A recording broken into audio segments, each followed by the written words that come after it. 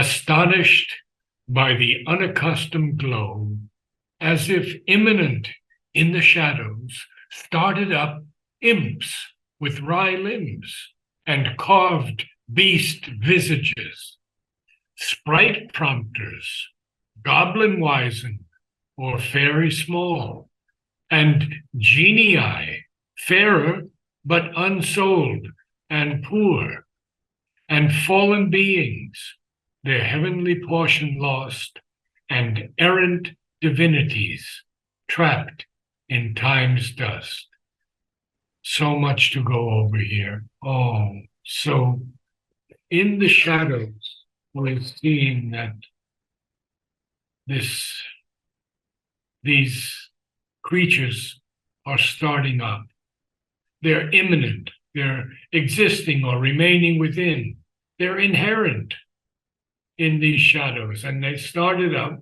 What started up? Imps, small demons or devils, with wry limbs, wry as twisted limbs, and usually into an expression of disgust or disappointment or annoyance, and even carved beast visages. Visages, of course, are appearances. Sprite prompters. Sprite prompters are elves or fairies. They could even be goblins that incite or move others, often against their will. Now, they're goblin wizened. In other words, they're grotesque and they're malicious toward people. Or fairy small, little like fairies. And genii, even genii, the Arabs, jinn, the rendering of Arab, jinn. And it's a class of spirits that are sometimes good, some are good and some are evil, but they are supposed to interfere powerfully in human affairs. Now, we see that they are unsouled. They're not endowed with a soul.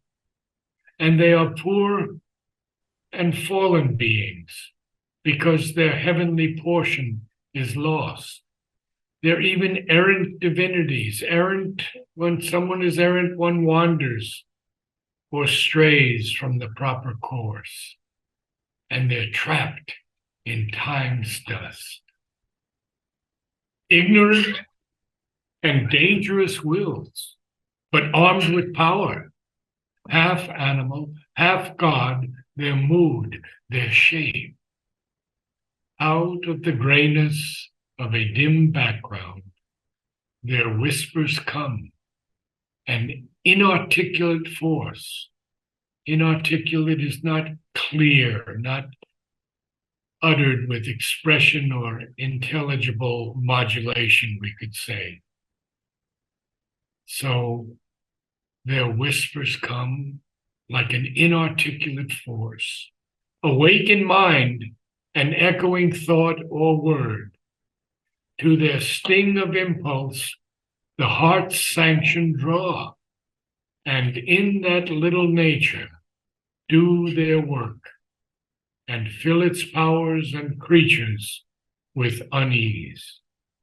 Now, I think many of us probably in our lives have felt this inarticulate force in us when we opened our mouth and we said something that we knew we should not have said.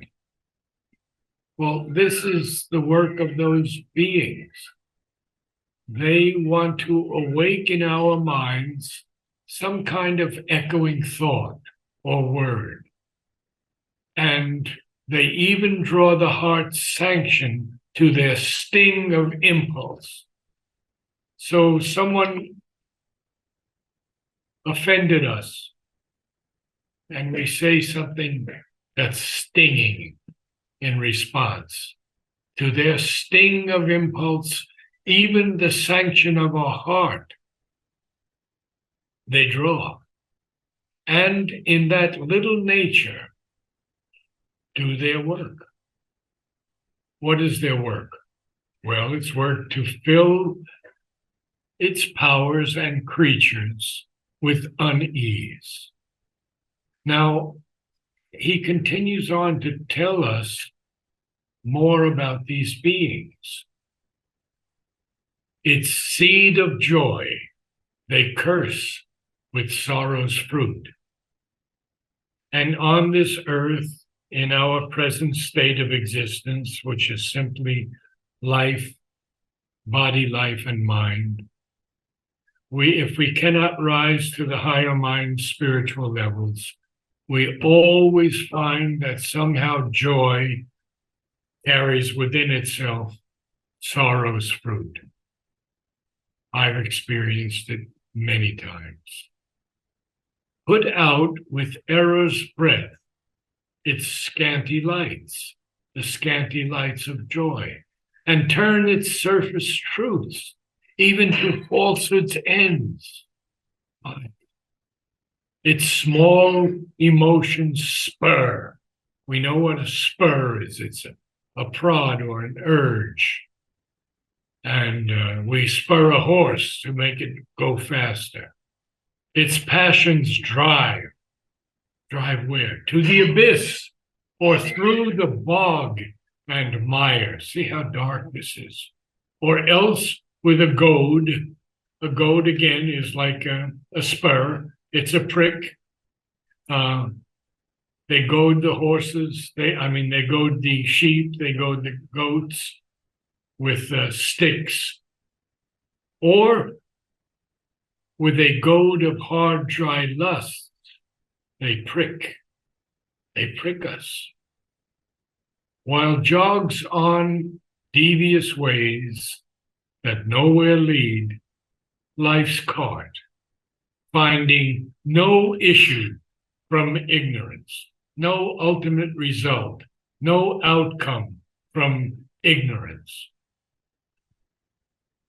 And why do we have that situation? Because these beings, to sport with good and evil is their law. So sometimes they frolic around with us, with good or with evil, and that's their law. Semicolon there after law.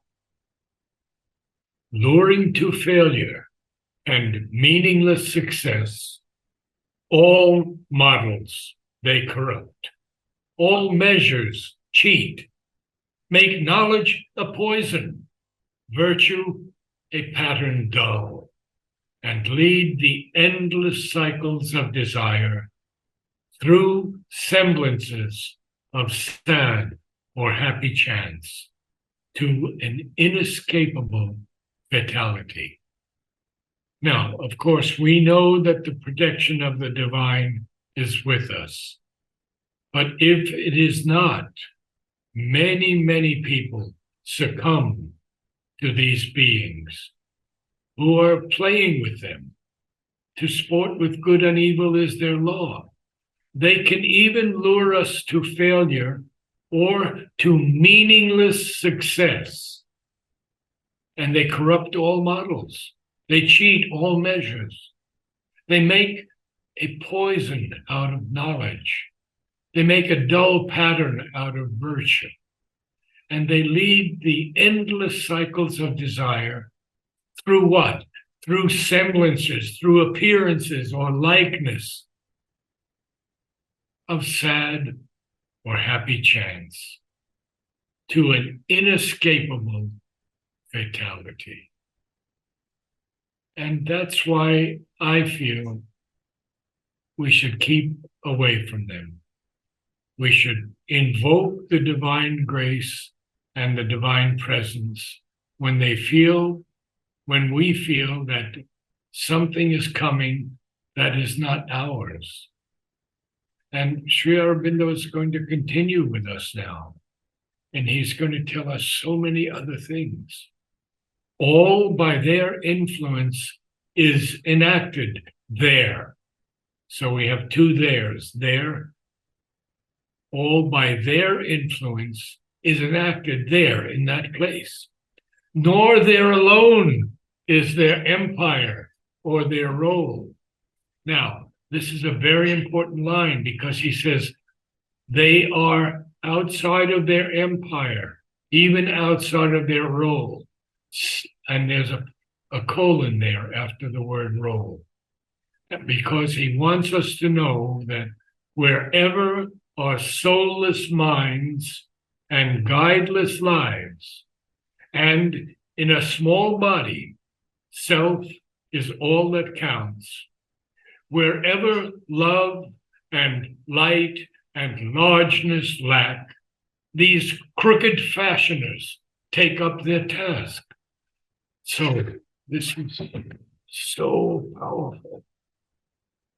Their empire is not just there, it's all over, because they look for soulless minds and they look for guideless lives. And when we live in our small bodies, and our self is everything, everything revolves around ourself. Everything is good or bad according to ourself. Everything is poor or rich. Wherever love and light and largeness lack.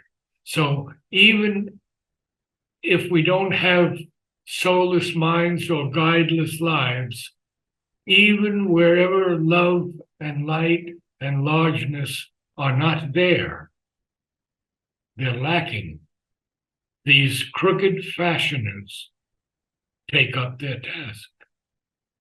To all half-conscious worlds, they extend their reign. Now, all that was referring to these half-conscious worlds where love and light are lacking, where there are soulless minds and guideless lives. But then he has a full stop after the word reign. Here too, these godlings drive our human hearts. Godlings are minor gods. Minor gods that possess little power, and their influence is more local in their authority. But here too, here on earth, these godlings drive our human hearts. And he tells us further, our nature's twilight is their lurking place. Yes, our nature's twilight. Whenever we attune ourselves to the darkness, to sorrow, to evil thoughts, our nature's twilight is their lurking place. Now, here too, the darkened, primitive heart obeys the veiled suggestions of a hidden mind. It obeys it. And why? Because it dogs our knowledge with misleading light and stands between us and the truth that saves. Now, we know that when something dogs us, it follows it. It actually pesters us.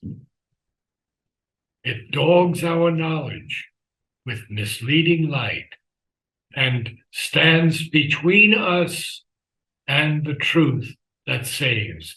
Very, very important. This misleading light I have seen in a number of beings. And it is something that is not very nice to see, because they do have some small power of evil, and they stand between us and the truth that saves us. We'll continue a little bit more because this is so critical to understand. It speaks to us with the voices of the night. Now, Sri Aurobindo tells us that the night is the symbol of the ignorance, or avidya, in which men live, just as light is the symbol of truth and knowledge. Our darkened lives to greater darkness move. Our seekings listen to calamitous hopes. Calamitous or ruinous, devastating, disastrous hopes. A structure of unseeing thoughts is built, and reason used by an irrational force. An irrational force is inconsistent with reason or logic. It's absurd. A structure of unseeing thoughts is built, and reason used by an irrational force. Now, what else does he tell us after that? This earth is not alone our teacher and nurse. The powers of all the worlds have entrance here. Now, he's going to tell us something else because there's a full stop here after the word here. In their own fields, they follow the wheel of law. Now, this wheel of law is something interesting that I'd like to share with you from the essays on the Gita. Existence is not merely a machinery of nature, a wheel of law in which the soul is entangled for a moment or for ages. Life is not for the sake of life alone, but for God. And the living soul of man is an eternal portion of the Godhead. So these powers have entrance to our world here. And we have seen it. We have seen it in so many instances, especially in recent years, with all this killing that is not even understandable. Children killing other children in schools. All of this senseless violence that we see. But these beings follow the wheel of law in their own fields, even though they have entrance to all the worlds. But they cherish the safety of a settled type. Now, this is where it gets very, very critical. Because, he says, on earth, out of their changeless orbit thrown, their law is kept, lost their fixed form of things. So we are seeing that they are now thrown out of their normal orbit, this orbit of the safety of a settled type, their own fields where they follow their own wheel of law. But on earth, out of their changeless orbit thrown, their law is kept, lost their fixed form of things. Into a creative chaos they are cast, where all asks order, but is driven by chance. By chance means accidentally. Strangers to earth nature, they must learn earth's ways. Aliens or opposites, they must unite. So they're thrown out of the safety of their settled environment, and they're thrown into this creative chaos, which is the earth, and where we ask for order, but we feel like everything is driven by fate or chance. So they are strangers to earth nature, and therefore they must learn earth's ways. Now, this is very critical because he says aliens or opposites, they must unite. They work and battle, and with pain agree. These join, those part, all parts, and joins anew.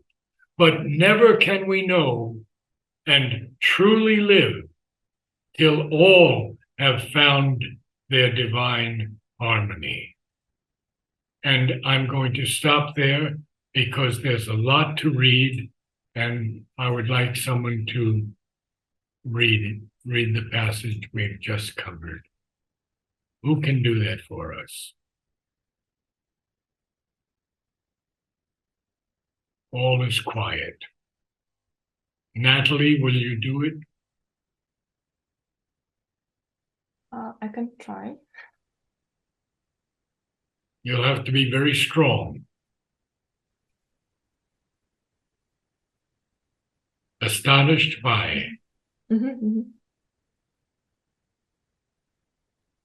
Astonished by the unaccustomed glow, as if immanent in the shadows, started up imps with wry limbs and carved beast visages, sprite prompters, goblin wizened or fairy small, and genii fairer, but unsouled and poor, and fallen beings, their heavenly portion lost,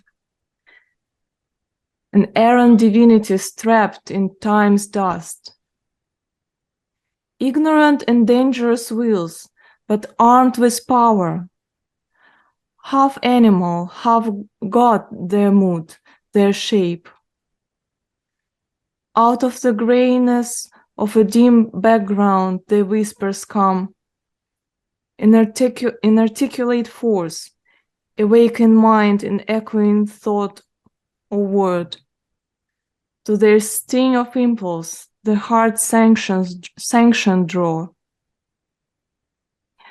And in that little nature do their work, and feel its powers and creatures with unease. Its seed of joy they curse with sorrow's fruit, put out with error's breath its scanty lights, and turn its surface truth to falsehood's ends. Its small emotions spur, its passions drive, to the abyss or through the bog and mire. Or else with a goad of hard dry lust they prick, wild jokes of devious ways that nowhere lead. Life's scarred findings, no issue from ignorance. To sport with good and evil is their law, luring to failure and meaningless success. All models they corrupt, all measures cheat, make knowledge a poison, virtue a pattern dull, and lead the endless cycles of desire through semblances of sad or happy chance to an inescapable fatality. All by their influence is enacted there. No, there alone is their empire or their role. Wherever are soulless minds and guideless lives, and in small bodies self is all that counts. Wherever love and light and largeness lack, these crooked fashioners take up their task. To all conscious worlds they extend their reign. Here too these godlings drive our human hearts. Our nature's twilight is their lurking place. Here too the darkened primitive heart obeys the veiled suggestions of a hidden mind that dogs our knowledge with misleading light and stands between us and the truth that saves.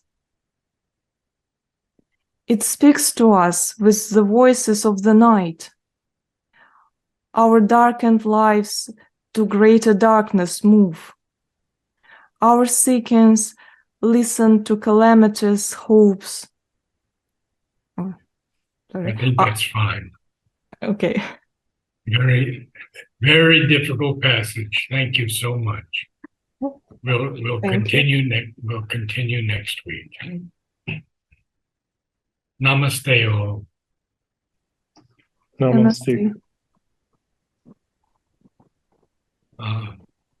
Not the easiest passage, not the happiest passage, but we have to go through these things, and there will be many, many more, because